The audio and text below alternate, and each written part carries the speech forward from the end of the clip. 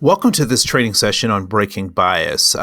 One of the things that you'll recognize is that we've taken a longer presentation and broken it up into bite-sized pieces so that you can watch, enjoy, and learn from this session at your convenience.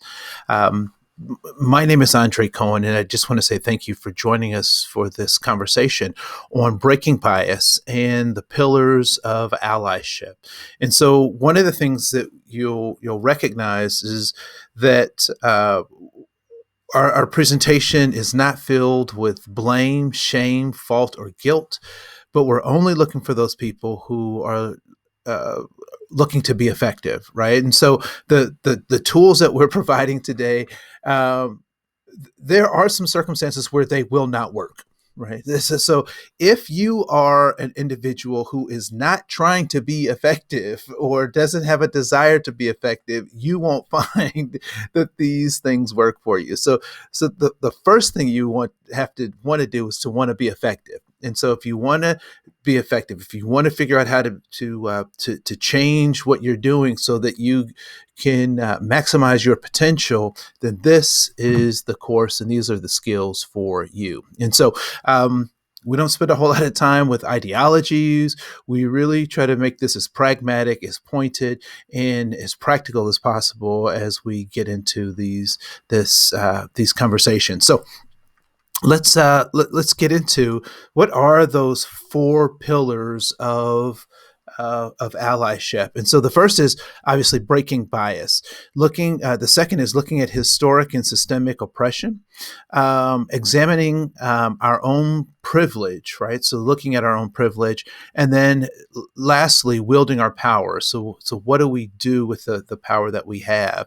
And so one thing that's important as we get into these units is that this idea of breaking bias is an active process. You have to engage in these things to be a critical thinker. And I'm going to give you tons of things to think about, and you don't have to buy them all. You don't have to agree with them all. But what I would ask you to do is to be a critical thinker and think about some of these concepts and how they may be impacting the people we serve, our coworkers, and actually how they could be impacting us.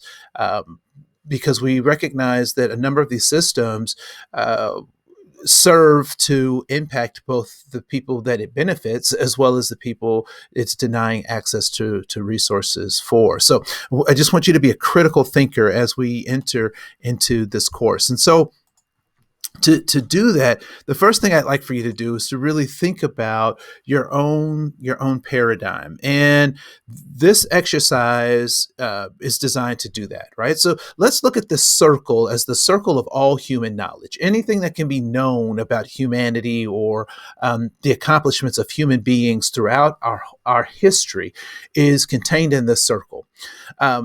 What I'd like for you to do is to cut yourself, let's call it a pie. Let's refer to it as a pie. What I'd like for you to do is to cut yourself a piece of pie or a slice of pie the size of what you know of everything that there is to know.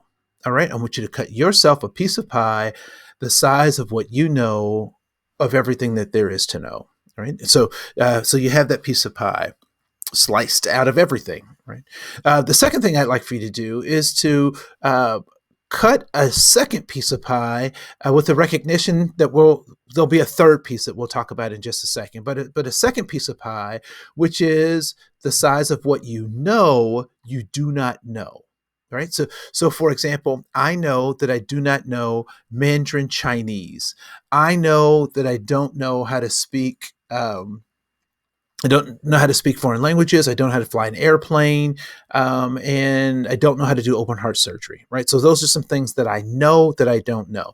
And so I'd like for that second piece of pie to represent what you know you do not know.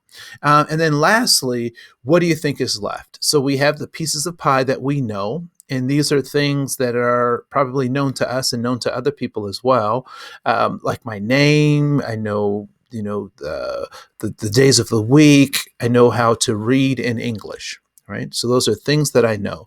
There are also things that I know that I don't know. And what is that last piece? The last piece of pie is what you don't know, or your blind spot. And one of the things that we have to recognize is that we all have blind spots. We all have these three parts, these things that we know, things that we know we don't know, and these blind spots. And so when we think about our paradigm, if we combine all three of those, they form the basis of our paradigm. And what is a paradigm? It is a way we see the world. And the way you see the world will dictate what it is that you see. And so it's important to recognize that we all have a paradigm. But here's the interesting piece about that. Where did you get your first set of paradigms? Where did you get your first worldview? Right? Your worldview, typically, we've gotten our first paradigms from our parents, our families, those people who raised us, our guardians, our community. And where do you think they got theirs? They got it from their guardians, their parents, their community members. And where do you think that yes, they got theirs from there, right? It is a gift that keeps on giving. And so one of the things that's important for us to recognize is that context is important. And so there may have been things that were valuable for my great grandparents that may not necessarily be valuable for me because the context has changed. And so I really want you to think about what are we passing along? How many blind spots did you get from your parents? And do they serve you today? Is it time to challenge those paradigms and see the world different because we live in a different context? And so I'm going to stop with this lesson right here. I want to say thank you so much for joining us in these conversations. Continually grow with us, learn with us, journal with us, and we look forward to seeing who you become. Until the next lesson, this is Andre Koen. Thank you so much.